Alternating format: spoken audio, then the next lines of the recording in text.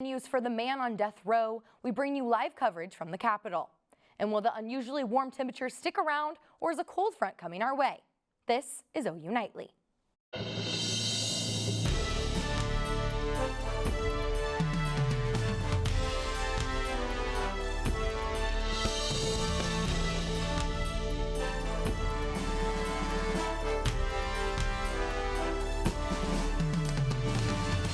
We take it one step at a time, giving honor to God, Oklahoma, the nice, fine people, those that have come up, people that I didn't know, now I know. And I just thank God for the opportunities to at least try. A mother pleading for her son's life inside the Oklahoma State Capitol. Thanks for joining us for OU Nightly. I'm Kayla Davis. And I'm Kaitlyn. Deggs. We begin tonight with a vigil taking place at the state capitol for a man on death row. You just heard from Madeline Jones, mother of Julius Jones, a former OU student who sits on death row tonight. He was found guilty of a murder in 1999 and sentenced to death. But a few weeks ago, the Oklahoma Pardon and Parole Board recommended clemency for Jones. The final decision belongs to Governor Kevin Stitt. A nationwide movement is working to prevent Jones's execution, which is set for this Thursday, November 18th. And today, supporters of Jones gathered to hold a vigil. OU Nightly's Myles Hartman is live at the state capitol with the story. I'm here on the second floor of the Oklahoma State Capitol for the Julius Jones Vigil. And as you can see behind me, there are people gathering and waiting in front of Governor Stitt's office and are demanding they speak with the family of Julius Jones. I'm here with Antoinette Jones, J.B. Williams, and Cece Jones Davis. Now, Antoinette, have you received any response from the governor's office about a meeting? From what Pastor Scobie and Pastor Reed said, they were told by Mr. Pennington, I hope I got his name right, we were told that they would not be meeting with us, but that that our Oklahoma Governor Stitt is taking time away to pray with God alone by himself. So that means a lot to us to know that he is taking time to seek counsel from God by himself. Now, what is the family's plan from now until Thursday? It's to stay, we are going to stay focused and prayed up, continuing to love on one another, continue to speak and prophesize that we want Julius' sentence commuted to time served and our life with the possibility of parole. So we're asking the governor to adopt the recommendation that his Pardon and Parole Board voted twice on in favor of Julius 3-1 of life with the possibility of parole. Now, are you optimistic or pessimistic about the governor's granting clemency? I am optimistic about it. From what he has said and from what we know is that he is a God-fearing man. He calls himself a Christian, so I'm optimistic that he is going to grant Julius with the possibility. I'm optimistic that he is going to adopt the recommendation of his appointed Pardon and Parole Board of life with the possibility of parole. I am optimistic about that. Most definitely. Thank you all so much for your time. I appreciate it. The family of Julius Jones are planning on staying here until clemency in hopes that Julius Jones will stay alive. Reporting from the Oklahoma State Capitol, Myles Hartman, OU Nightly. Thanks, Myles. OU Nightly will continue to follow this story and bring you information as soon as there is any word from the governor's office. In other news, jurors are now deliberating the fate of Kyle Rittenhouse, the teenager accused of killing 2 people during civil unrest in Wisconsin. Noah Mack has that story and the rest of today's headlines from around the world. Thanks, Kayla. A verdict for Kyle Rittenhouse's trial may be reached soon, as the jury discusses today. Rittenhouse faces 5 felonies and life in prison for killing 2 men at a racial injustice protest in Kenosha over the summer. The jury, made of 5 men and 7 women, began deliberating this morning, following both of yesterday's closing arguments. The forensic pathologist who conducted Ahmaud Arbery's autopsy testified in the trial today. Arbery was shot twice by 3 white men who chased him while he was out for a jog. Dr. Edmund Donahue says that both shots tore through arteries and either would have killed him. The jury also saw photos of Arbery's autopsy, including his white T-shirt stained red. Defense attorneys say their clients were trying to conduct a lawful citizen's arrest and that Arbery was shot in self-defense. 3 suicide bombers attacked Uganda's capital this morning, killing 3 people. The 2 separate strikes killed a police officer and 2 civilians and injured 33 people. The Ugandan police force says this calls for community vigilance. The bomb threats are still active, especially from suicide attackers. We believe there are still more members of these domestic terror cells, especially the suicide bomb squad. The total death count is still unknown, and a forensic team is continuing to document the scene. And American journalist Danny Fenster arrived in the United States today after almost 6 months in a Myanmar prison. Kayla and Kaitlyn, back to you. Thanks, Noah. Flu season is here, but COVID-19 is still present in Oklahoma. Here are the new case numbers. The state reports 345 new cases today, bringing the active case total to just over 7,000. There are 11,690 deaths reported from COVID-19, and about half of the state is fully vaccinated. Oklahoma's adjutant general is facing backlash from the Pentagon after rejecting the Defense Department's vaccine mandate. The new general stated that no member of the Oklahoma National Guard will be required to receive the COVID-19 vaccine. But the Pentagon press secretary said all members, even those who are not actively serving, are subject to the lawful order, including those on campus. This has been a thing in the military, whether you're Guard, Reserve, or active duty, and we've always had to get vaccinated since the beginning. So it's nothing new. So regardless of what the governor says now, it's going to change where we have to get vaccinated. Otherwise, you can just not continue your service. The Pentagon has set a deadline for members to comply with the mandate by December 12th. Currently, 46% of the National Guard is fully vaccinated. And Kayla, it's hard to believe that it's November with these warmer temperatures outside today. Absolutely. Hannah Gard joins us live from the courtyard to explain more. Hannah, how's it feeling out there?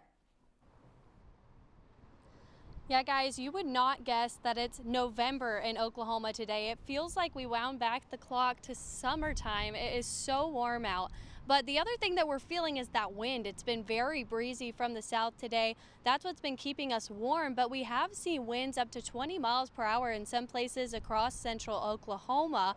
But those have also been giving us these above seasonal average temperatures. We're around 10 degrees warmer than we were yesterday. Most of us seeing temperatures in the 70s to mid 70s, but some of us in southwestern Oklahoma, Lawton, seeing temperatures in the mid 80s. So it's feeling very, very warm, but this will not stick around for long. We're looking at a cold front tomorrow. Could see some rainfall with that, and I'll have more on what we're looking at later on in the newscast. Thanks, Hannah. Drink spiking and even injection drugging has become an epidemic in the UK, with 200 cases reported to British police in the last 2 months. OU Nightly's Harry Robinson went to Campus Corner to investigate if spiking is a problem in Oklahoma too. A night out in clubs and bars is the highlight of the week for most students. But that highlight can quickly darken with the rise of drink spiking and roofying, particularly endangering females out partying. This is an issue that is currently sweeping the UK, with a rise in drugging through needle injections leading to a nationwide nightclub boycott and a parliamentary petition with over 170,000 signatures. Spiking and date rape is not UK exclusive, however, so we took to Campus Corner to gauge the opinions of Norman's nightclub goers. My friends have gotten roofied before, not here specifically, but I know that it happens. I put my hand over a drink, You're yes. conscious about it? Of course. Every girl is definitely, they worry about that, but it's a lot of guys here, they're not going to let somebody get like blackout. Yeah, I feel like clubs don't take that much responsibility when it comes to drink spiking or assaulting in clubs and stuff like that. With spiking being more prominent in the news, an unnamed bar owner on Campus Corner told us off camera that they felt that bouncers often turn a blind eye. So we took the issue to the bouncers themselves to get some answers. Yeah. They don't understand the responsibility that comes with drinking and getting drunk in a club, especially females. You know, there's a lot of guys that just, you know, come here and they just looking for a prey, basically, just like, you know, hey, she's drunk, let me go after her. You know, and they don't understand that. And do you feel that the doormen and bouncers have the resources to kind of prevent that kind of stuff, or do you feel that they could maybe do more? Well, we don't have control of that because, I mean, we want the customer to come. We can prevent them from coming inside, so, I mean. As a climate of fear sweeps our nightclubs, the one question is, can more be done to keep people safe? For OU Nightly, I'm Harry Robinson. If you want to read more about needle spiking in the UK, go to OU Nightly website. Coming up, COVID vaccines have been in the news all year, but there could be a new way to treat the virus soon. And we'll tell you about a pill that researchers say could stop the spread.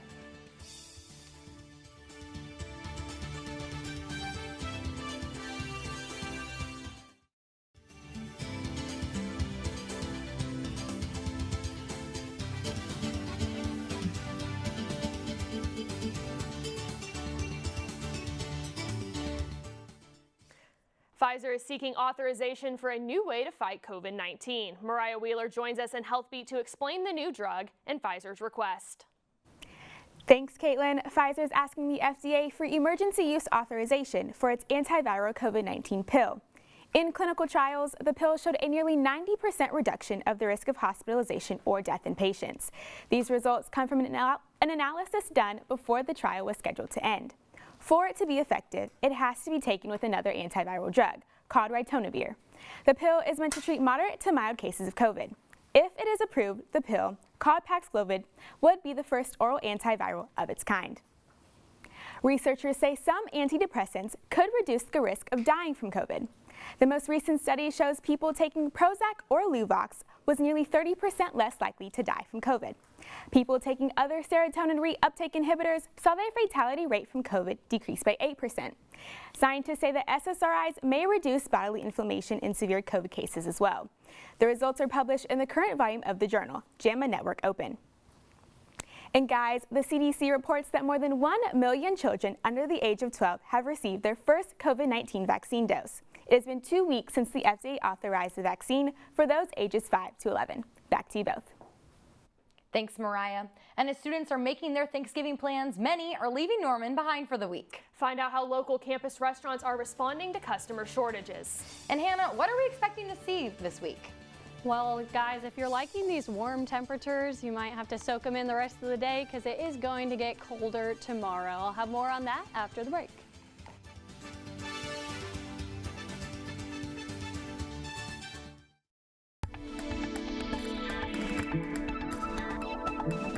Welcome back to OU Nightly. It has been a very blustery day out there, and because of that, we are looking at fire weather conditions mainly out in the Texas Panhandle, but some of that extending into Oklahoma, and that again is because of that wind. We do have red flag warnings. We could see these extended tomorrow because we'll have even windier conditions tomorrow, but across the state, that high fire danger extending into central Oklahoma as you head out to the Panhandle, getting very close to critical fire danger there. That's because look at those dew points, very low in the 20s, but through tomorrow we'll see a cold front move through, bringing us dry air across the state, and look how low those dew points are in the single digits. So it's going to be very dry out there. But the other thing we're looking at is our wind gusts. Behind that front, we could see up to 30-mile-per-hour wind gusts in some areas, so definitely giving us that fire danger. For tomorrow, we'll see that extended more so into the Oklahoma Panhandle and parts of western Oklahoma. Now, as we head into the later hours of this evening, we'll see another nice night because we do have those nice temperatures and clear skies sitting in the high 70s right now, almost 80 degrees today. But that's not going to stick around. We are around 20 degrees above our average, and that has been incredible for us today. Some of us seeing mid-80s for our temperatures, but this evening we'll see that cool off into the 60s as we head into the later hours. Then roller coaster temperatures the rest of this week. You can see there we'll be back around average after that cold front moves through. Tomorrow feeling a lot colder in the 60s and 50s because we'll see those northerly winds giving us cooler temperatures. After that cold front moves through, we'll see that cooler pattern returning as we head into the rest of this week. And we also could see some rainfall out in eastern Oklahoma along with that cold front as it heads through throughout tomorrow. But for the next 2 days, feeling a lot colder into Thursday, seeing temperatures in the 50s before we start to warm back up a bit as we head into the weekend, guys. Thanks, Hannah. One of the busiest corners in Norman is prepping for the holiday break and the effect that it will have on business. Campus Corner is home to many businesses. Some of those will miss student business when class lets out for the holiday breaks. But New York Pizza and Pasta says it's taking a different approach to business during that time. I've got the locals, a lot of the locals come in now and eat regularly. So when school's out, we get by. We don't lose any money, but we don't really make any money, but we get by. For students who stay in Norman over the break, the restaurant says that it's a great spot for homemade food. And coming off a loss, OU's head coach says there is still hope for the playoffs. Carly, how's that going to work? We were there when he said it. Hear what Lincoln Riley has to say about how he thinks the team can turn around things. Coming up next.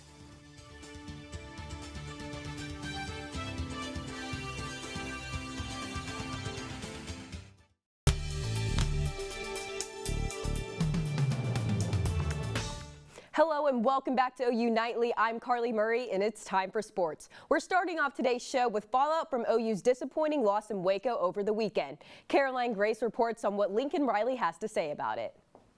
Head coach Lincoln Riley's weekly address to the media wrapped up earlier today. Now, before last weekend's loss to Baylor, OU already was not favored in the college football playoff rankings. After this loss, do they still have a chance? Well, Lincoln Riley seems to think so. And so I'm confident we've got a group that will approach it that way, but I think your mindset in that is so important. It's known as Championship November for Oklahoma, but for the first time in 6 years, the Sooners received a loss. I think our guys have done, in large part, a good job. I mean, you win the close games we have, you win 9 in a row to open the season. But even with an undefeated record, OU was seated at number 8 in the college football playoff rankings. We're all getting tested, and I'm talking about for this team right now. Not anything before. We're all getting tested in a way that we haven't yet this year. And so another chance for our leadership to respond and show the group they are. Only 2 games remain on the schedule, and both will need to be wins in order for Oklahoma to advance to the conference championship, where they will also need a convincing win. But even then, the decision remains with the playoff selection committee. It's a great challenge for our leadership, and like what I've seen of them this week, and they're going to have to continue to give our guys direction and do a tremendous job. The Sooners are set to kick off against Iowa State at 11 on Saturday, and there has been a history of trouble against the Cyclones. More on that in sports coming up.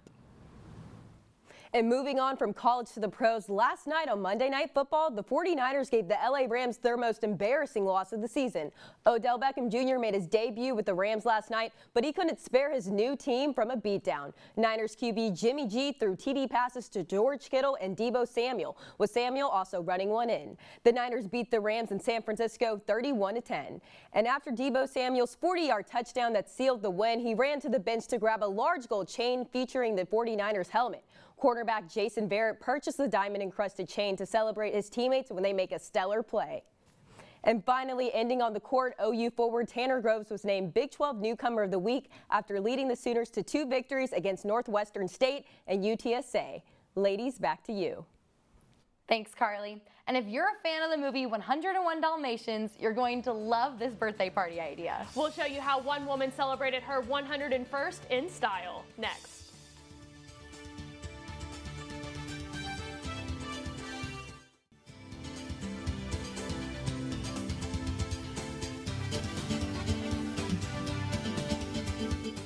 I'm still over at the OU Nightly Update Desk. California Governor Gavin Newsom is pushing people to get the COVID-19 booster shot, saying we should anticipate that we're going to see an increase in cases. Newsom went on to say anyone who wants to get a booster shot can get a booster shot. Booster eligibility is now open to those 18 and older in California. Back to you guys at the desk. Thanks, Stone. You know every birthday is special. And when you cross into 3 digits, like my great-grandma did recently, you've got to live it up. This 101 Dalmatians themed parade in Wisconsin made perfect sense for Ruth Marsh.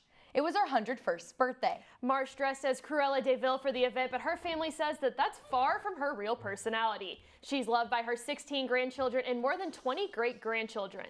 And they say she also loves dogs. Let's get one last check on the weather. Hannah, will this mild weather be sticking around?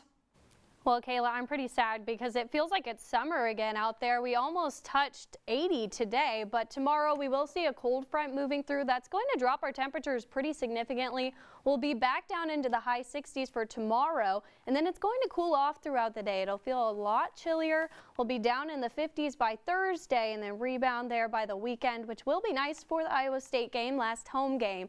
So after that, it will be a pretty average for our November. So again, tomorrow we'll see those slightly cooler temperatures before we cool off into Thursday. But guys, if you're headed to the game this weekend, it will be nice. Well, that is good news. It'll be nice for the game. No, I totally agree. So, and we'll give you one last update on Julius Jones at the state capitol. Yeah. One more look at the state capitol. Supporters are still wanting to hear from the governor.